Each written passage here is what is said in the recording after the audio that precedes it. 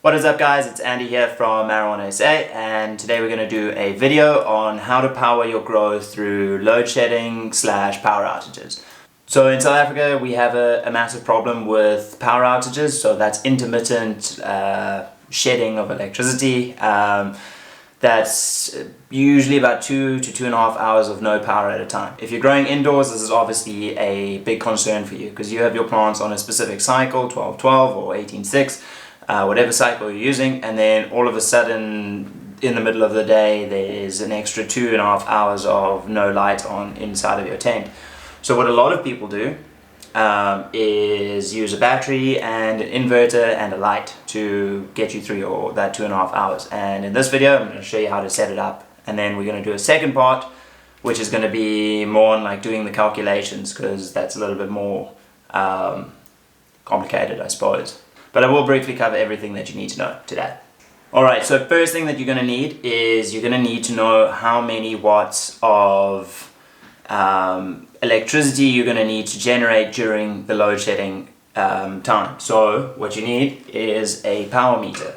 There you go, that's saying 2.3 watts, and basically, just get it focused on there, that's going to tell us how many watts. So these are quite cool, it tells you sort of your watts and different draws. So we're going to plug in a light. So for the light we're going to use this E28. It's just a small little grow light, so you could maybe put, like, depending on the size of your tent, maybe 2 or 3 of these inside your tent. And then this is just wired to like a straight plug. Light, or all of your grow that you want to run into power meter. Okay, so that's the live watt draw. You can see 4.1. If I take it out, we're going on to 0. Okay, so 4.1, that's obviously very low for this little light, but it might be enough. A couple of those will help you get through your cycles. So this is just obviously for demonstration purposes. So cool, now we can look at the inverter and battery setup.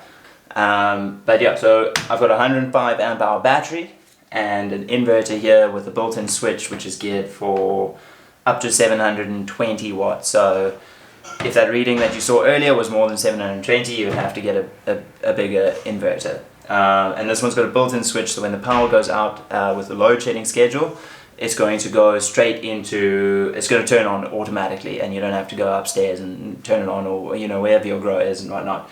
So to set it up, it's got a built-in charger as well, which also factors in the cost. Cost-wise, batteries are like between 1.7 and 2.3 for this kind of deep cycle battery, and then the inverter is going to be like 2.5. So to set it up, we need to plug in the light. Inverter gets plugged into the wall. Okay, so at the moment there is electricity obviously coming through from the wall into the inverter, so it's bypassing, it's charging the battery and it's powering the light. But what we can do is make sure the inverter is set to on. And then you'll see a little online thing up here, which I'll show you here. And then that's your setup. So you'll have this running inside of your tent permanently, maybe like 1 or 2 or 3 of them, however many you need. And then this just runs next to your tent full time. So plugged into the wall, battery connected, inverter setup. And then what happens when you turn it off at the wall or unplug the inverter, straight away you can hear the machine changes to battery mode and your light stays on, and that's it. So if you want to see the deep dive calculations, click on the link below. So that's going to be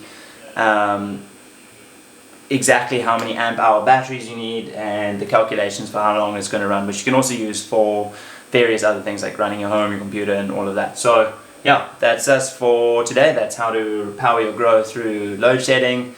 And yeah, if you like the video, make sure to subscribe, and check you soon.